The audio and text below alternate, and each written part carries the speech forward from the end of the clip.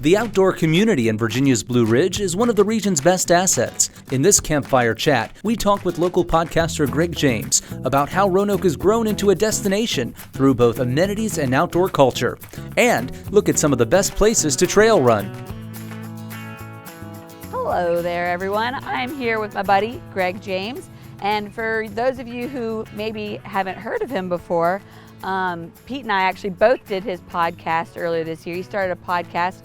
He just told me he did his 20th episode, which you can tell me a little bit more about, called the GJ Beat Podcast. Is that right? That is exactly right. There's so many interesting people around Roanoke, and so many people that that we trail run and road run and bike with they have all these interesting stories, but nobody really knows each other that well. So that was kind of the idea, and so many great things have come from the folks who have been invited. So. Yeah, and so you're also sort of a core member of the Roanoke Valley Trail. Roanoke Valley Trail Runners. Okay.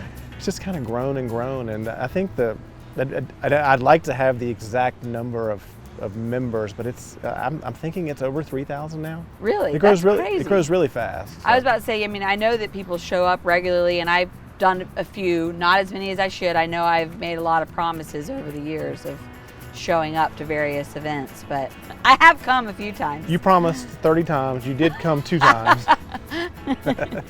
Now you're up to 20 podcasts, and from those you've had so many great conversations with all these people throughout our community. What kind of impact do you think that's having on the outdoors in our region as a whole?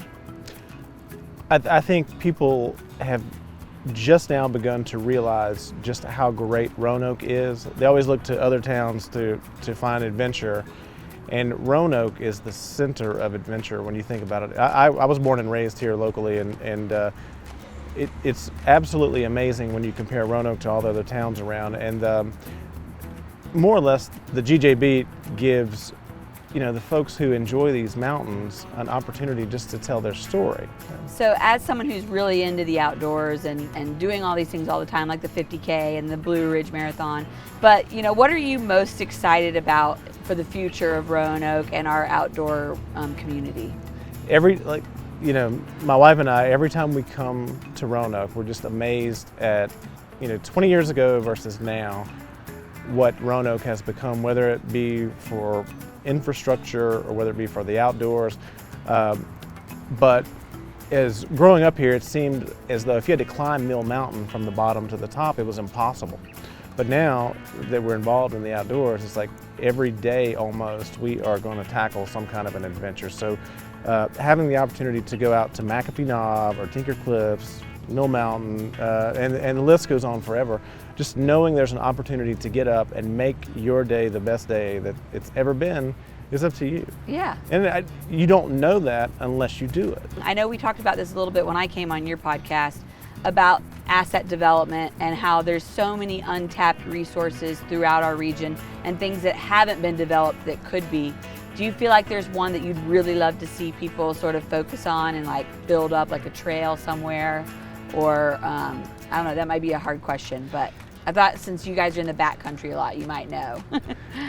It's almost so perfect that it's hard to say that I could make it better than it is, because, and I said it on the podcast, and I'll say it again, for people who go on trail, they think that all it is a trail and it's easy and it's always there and it doesn't require anything, but it requires hours and hours and tons of manpower to get it done. Yeah. I'm not sure that I could make it any more perfect than what it is.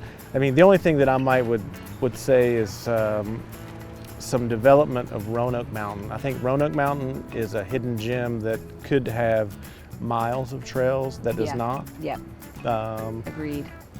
But I'm pretty content. I've lived here for 10 years and I haven't explored all of it. So you might not want to give away your most secret hidden gem, but for a really awesome spot that maybe people haven't heard of that they should go check out, do you have a special little spot that you could share with me? One of the lesser traveled places that we go and we set up like a 2-3 month long challenge is North Mountain. Yeah. For people who don't know North Mountain, if you're on McAfee Knob and you look at the ridge that is in front of McAfee Knob, that's North Mountain.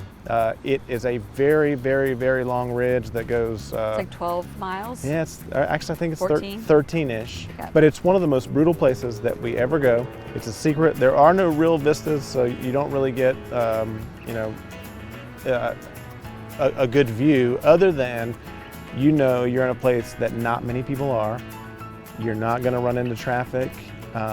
It's difficult and it's long, and as of now we have a challenge going on that is you run from the Dragon's Tooth end to the Stone Cold Gap end and back, which is a marathon. It's exactly a marathon. That's crazy. From road to road.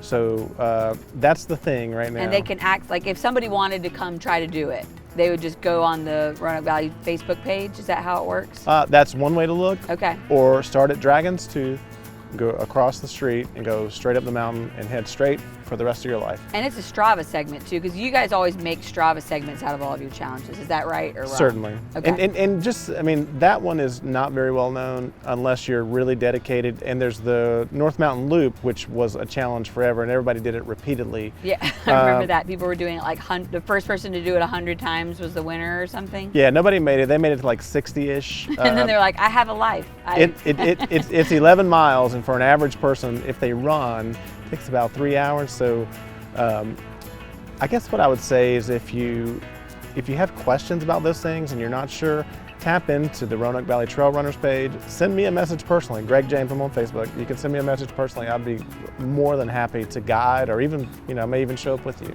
Well, thank you so much for joining us this evening, Greg. It was really a pleasure talking to you. And thank you everyone for joining us yet again. And wherever your adventure takes you, make sure you check us out on RoanokeOutside.com.